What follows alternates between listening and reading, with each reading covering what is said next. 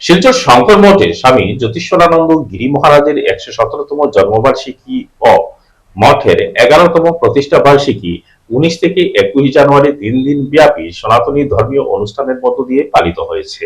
দেশের বিভিন্ন প্রান্ত থেকে আগত সাধু সন্ত পণ্ডিত ও হাজারো ভক্তের অংশগ্রহণে অনুষ্ঠান ছিল উদ্দীপনাময়। প্রায় ৫০০ ভক্তকে মহাপ্রসাদ বিতরণ করা হয়। প্রথম দিন ১৯ জানুয়ারি পঞ্চপ্রদীপ প্রজ্বলন দিয়ে শুরু ও সন্ধ্যায় শ্রীমৎ রামেশ্বরানন্দ ব্রহ্মচারী মহারাজের রামকথা ও প্রবচন। দ্বিতীয় দিন ২০ জানুয়ারি মঙ্গলারতি, শোভাযাত্রা, চণ্ডীপাঠ, মহা রুদ্রাভিষেক, গুরুপূজা, সাধু ভক্তদের এবং দুস্থদের মধ্যে বস্ত্রদান। সনাতন ধর্ম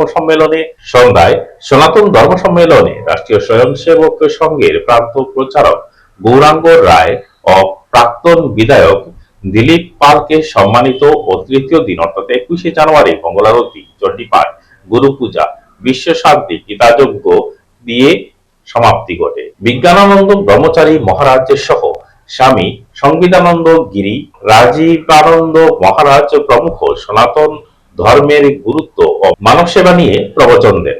অনুষ্ঠান পরিচালনায় কর্মদক্ষ বিজ্ঞানানন্দ ব্রহ্মচারী ও কমিটির সদস্যরা সক্রিয়ভাবে ছিলেন।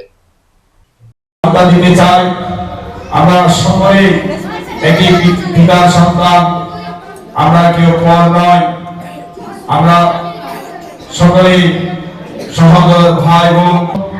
ভারতবর্ষের শিক্ষা আমরা আমাদের শাস্ত্র থেকে পেয়েছি। আজকে এই সম্মেলনে আমরা বিভিন্ন আশ্রম থেকে আমাদের মহারাজরা এসেছেন। আমরা ওনাদের মুখ থেকে সেই অমৃত কথা